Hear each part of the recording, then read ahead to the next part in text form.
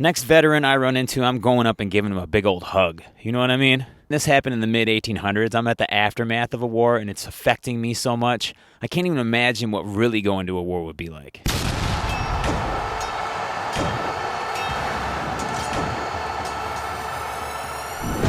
Well, howdy, the setup's getting very serious today because I'm at a serious place. I'm looking at the Petersburg timeline of the battle that happened at Petersburg in Virginia. I found out about this because of the Battle of the Crater, which I wanted to check out. I guess there's a crater. I'd like to see the scar it left and the damage that was done. Now, on the way to the crater, we come across some other defenses, and it said that the man working on this infantry earthwork said the landscape resembles an immense prairie dog village. Here we have a foxhole, a short-barreled cannon, and a pike barricade surrounding some trenches.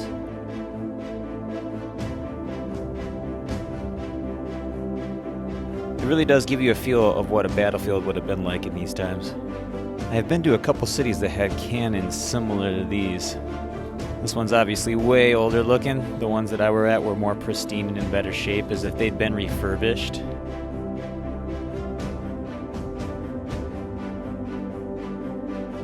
Cannons and trenches, that's what we got here. More trenches with the cannons. You can pause the video if you'd like to read this word for word, but I'm going to need to look this more up because this is really interesting over here. This is about General Robert E. Lee's last push. He was a very well-respected man, actually, and the only reason he fought for the Confederates because his hometown of Virginia was fighting for that side. We all know the end of the story, that the Confederates lost, but still, this battlefield happens to be a turning point where it could have went either way. We'll uncover the facts of it. It seems to be that there was a lot of things that could have taken place differently that would have changed and altered history forever right here at this battlefield. Now let's go ahead and move along to the crater. Just know that if you ever come to the battlefield and you plan to visit the crater, you have to do some of it by foot. Off in the distance, I am seeing an old fireplace. Wonder if there was a house over there at one point. I have made it to the site of the crater. I mean, I'm ashamed because I'm not a history buff, so I don't know much about it, but we all know these names like Grant and Lee. Grant was with the Federal Army and he was leading the Union at that time. He was directly overseeing the battle against Robert E. Lee here. From what I was reading, Ulysses S. Grant had struggled defeating Lee before, and so he was hesitant about how to proceed at this battle. In his side of the army, he had a mining engineer who said he could mine under the Confederates. Now let's see how he did it. I'm at the entrance of the tunnel they mined to get under the Confederate Army. Okay, now this thing has been preserved to how it was originally built, and they had salvaged the lumber from nearby sources. It is said that deeper into the mine it becomes more confined to about 4 feet high and 2 feet across. Ventilation shafts were used to provide oxygen, and this part's crazy because in his civilian life as a mining engineer, Lieutenant Colonel Pleasance knew how to pull oxygen into the tunnel using what is known as a chimney effect, which uses fire to pull fresh air from above down into the mine shaft. Here's them getting to where they blasted the soldiers. Let's look at how far they had to go to get under the army over here. Look at this. Okay, so right there's the entrance of the mine shaft.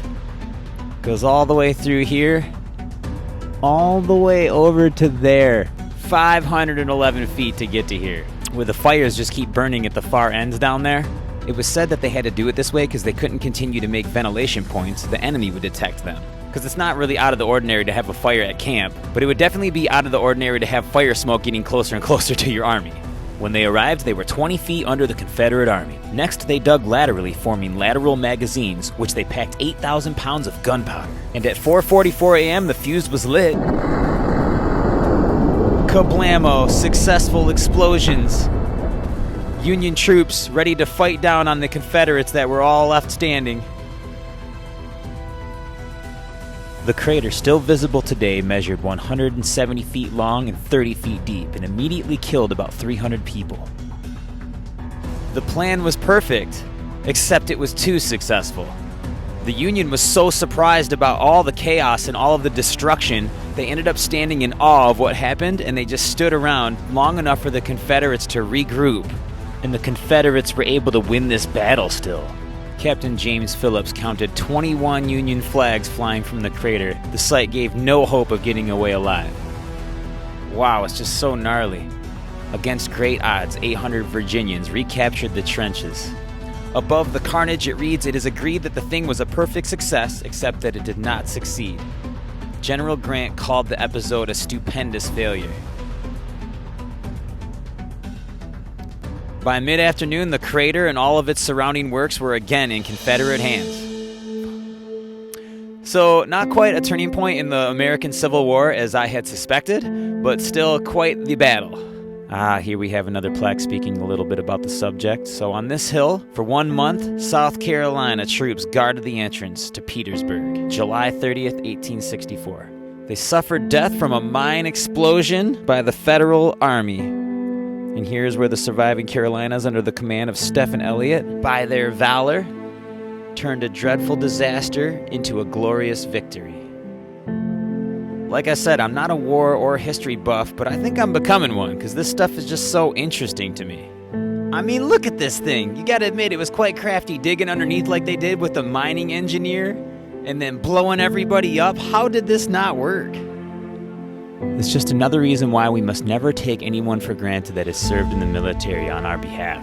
They don't just risk their lives, they lose their lives to explosions, cannon fire, gunfire, sword wounds.